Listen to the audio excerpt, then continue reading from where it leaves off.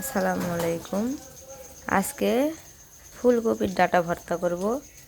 তো প্রথমে এখানে পেঁয়াজ, রসুন, কাঁচামরিচ নিয়েছি আর এই ডাঁটাটা কুচি করে নিয়েছি। এটা মাছ দিয়ে ভর্তা হবে।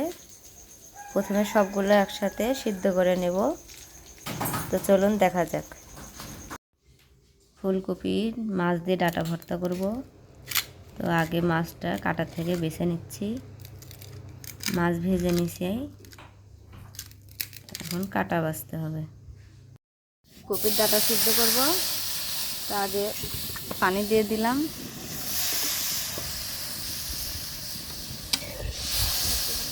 পরিমাণ মতো লবণ দিয়ে দিলাম সিদ্ধ। আর ডাঁটাটা হালকা সিদ্ধ হয়ে আসিছে, এখন ডাঁটা নামাই নেব।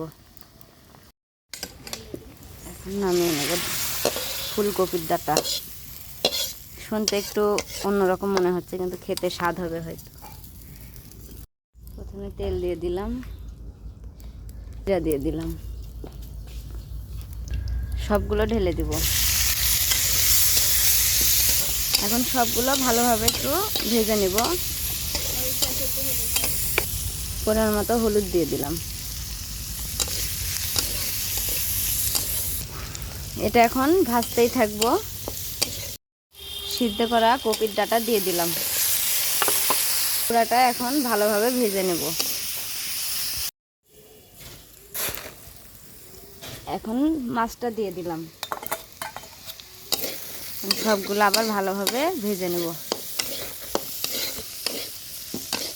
মাটির চুলায় রান্না খুব স্বাদ হবে। হয়ে গেছে, এখন নামিয়ে নেব।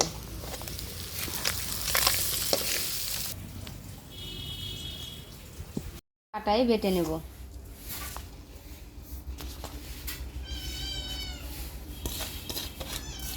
পাটায় বাটা ভর্তা অনেক স্বাদ।